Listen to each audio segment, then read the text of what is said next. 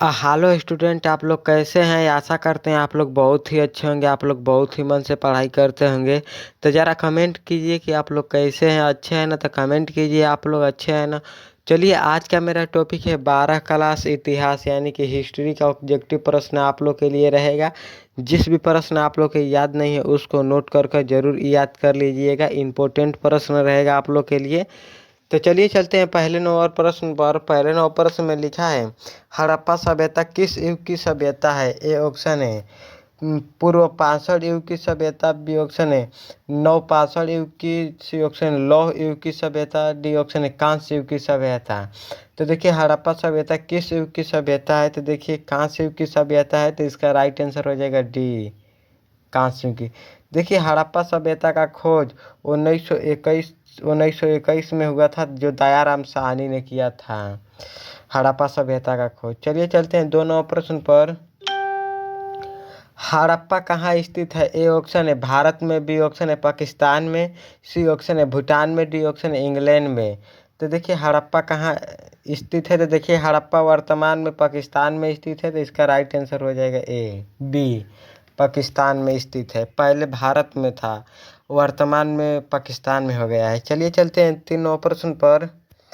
वेदों की संख्या कितनी है? ए ऑप्शन है एक, बी ऑप्शन है दो, सी ऑप्शन है तीन, डी ऑप्शन है चार। तो देखिए, वेदों की संख्या जो है कुल 4 वेद है, तो इसका राइट आंसर हो जाएगा डी। देखिए, 4 वेद है। देखिए, महाजनपदों की संख्या जो है कुल 16 है। पुराणों की संख्या 18 है, पुराणों की संख्या। चलिए चलते हैं 4 नौ प्रश्न पर। अशोक किस वंश का शासक था? ए ऑप्शन है नंद वंश के, बी ऑप्शन है मौर्य वंश के, सी ऑप्शन है गुप्त वंश के, डी ऑप्शन है चोल वंश के। तो देखिए, अशोक किस वंश के शासक है? तो देखिए, अशोक जो है मौर्य वंश के शासक है, तो इसका राइट आंसर हो जाएगा बी, मौर्य वंश के। चलिए चलते हैं अगले 9 प्रश्न पर। मुद्रा राक्षस किसकी रचना है? ए ऑप्शन है कौटिल्य की, बी ऑप्शन है मेगास्थनीज की, डी ऑप्शन है विशाखा, सी ऑप्शन है विशाखादत्त की, डी ऑप्शन है इनमें से कोई नहीं। तो देखिए, मुद्रा राक्षस किसकी रचना है? तो देखिए, विशाखादत्त की रचना है, तो इसका राइट आंसर हो जाएगा सी, विशाखादत्त की, विशाखादत्त की। चलिए चलते हैं 6 नौ प्रश्न पर। फहियान कौन था? ए ऑप्शन है नाविक, बी ऑप्शन है चिकित्सक, सी ऑप्शन है चीनी तीर्थयात्री, डी ऑप्शन है सेनापति। तो देखिए, फाहियान कौन था? तो देखिए, चीनी तीर्थयात्री था, तो इसका राइट आंसर हो जाएगा सी। चलिए चलते हैं 7 नौ प्रश्न पर। हड़प्पा सभ्यता का प्रशासन कैसा था? ए ऑप्शन है राजतंत्रात्मक जैसा, बी ऑप्शन है लोकतांत्रिक जैसा, सी ऑप्शन है नगर पालिका जैसा, डी ऑप्शन है गणतंत्रात्मक जैसा। तो देखिए, हड़प्पा सभ्यता का प्रशासन कैसा था? तो देखिए, हड़प्पा सभ्यता का प्रशासन जो था नगर पालिका जैसा था, तो इसका राइट आंसर हो जाएगा सी, नगर पालिका जैसा। देखिए, हड़प्पा सभ्यता में लोहे का खोज नहीं हुआ था। चलिए चलते हैं 8 नौ प्रश्न पर। पानीपत का प्रथम युद्ध में बाबर ने किसको पराजित किया? ए ऑप्शन है हुमो को, बी ऑप्शन है इब्राहिम लोदी को, डी ऑप्शन है रानसन को, डी ऑप्शन है उमर सुख मिर्जा को। तो देखिए, पानीपत का प्रथम युद्ध में बाबर किसको पराजित किया? तो देखिए, इब्राहिम हिमलोदी को पराजित किया था, तो इसका राइट आंसर हो जाएगा बी, इब्राहिम लोदी को पराजित किया।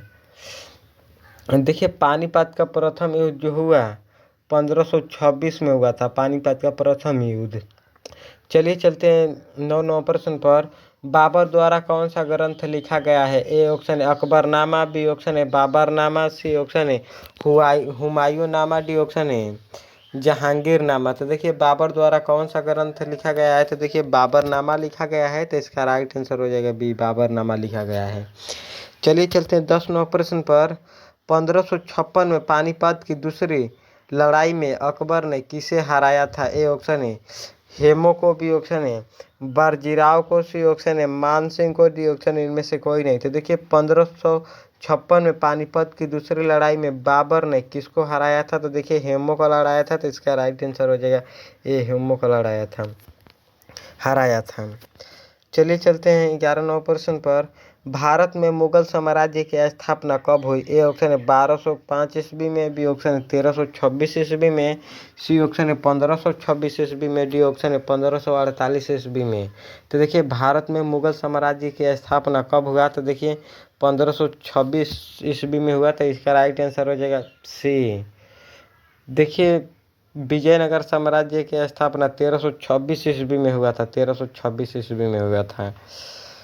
चलिए चलते हैं 12 नंबर प्रश्न पर।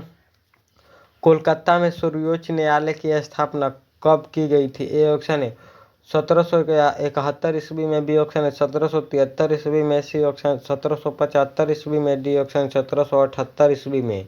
तो देखिए कोलकाता में सर्वोच्च न्यायालय की स्थापना कब किया गया? तो देखिए 1773 ईस्वी में किया गया। तो इसका राइट आंसर हो जाएगा बी। चलिए चलते हैं 13 नंबर प्रश्न पर। बंगाल में एशियाटिक सोसाइटी की स्थापना किसने की? ए ऑप्शन है करवाल्सन ने, बी ऑप्शन है डलहौजी ने, सी ऑप्शन है विलियम जोन्स ने, डी ऑप्शन है कोई नहीं। तो देखिए बंगाल में एशियाटिक सोसाइटी की स्थापना किसने की? तो देखिए विलियम जोन्स ने की थी। तो इसका राइट आंसर हो जाएगा सी, विलियम जोन्स ने की थी। चलिए चलते हैं 14 नंबर प्रश्न पर। विलियम जोन्स ने एशियाटिक सोसाइटी की स्थापना कब की थी? ए ऑप्शन है 1784 ईस्वी में, बी ऑप्शन 1785 ईस्वी में, सी ऑप्शन है 1786 ईस्वी में, डी ऑप्शन 1787 ईस्वी में। तो देखिए विलियम जोन्स ने एशियाटिक सोसाइटी की स्थापना कब की थी? तो देखिए 1784 ईस्वी में की थी। तो इसका राइट आंसर हो जाएगा ए, 1784 ईस्वी में की थी। चलिए चलते हैं अगले नंबर प्रश्न पर। भारत में अस्थाई बंदोबस्त कहाँ लागू किया गया था? ए ऑप्शन है पंजाब में, बी ऑप्शन है बंगाल में, सी ऑप्शन है दक्षिण भारत में, डी ऑप्शन है गुजरात में। तो देखिए भारत में अस्थाई बंदोबस्त कहाँ लागू किया गया था? तो देखिए बंगाल में किया गया था। तो इसका राइट आंसर हो जाएगा बी, बंगाल में किया गया था। चलिए चलते हैं हम 16 नंबर प्रश्न पर।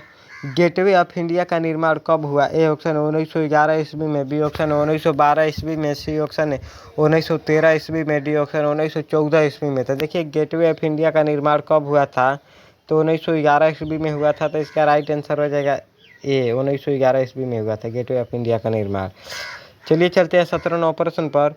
सुएज नहर व्यापार हेतु खोली गई? ए ऑप्शन है 1870 ईस्वी में, बी ऑप्शन है 1888 ईस्वी में, डी ऑप्शन है 1875 ईस्वी में, डी ऑप्शन है 1869 ईस्वी में। तो देखिए सुएज नहर व्यापार हेतु खोली गई 1869 ईस्वी में खोली गई थी। इसका राइट आंसर हो जाएगा डी, 1869 ईस्वी में खोली गई थी।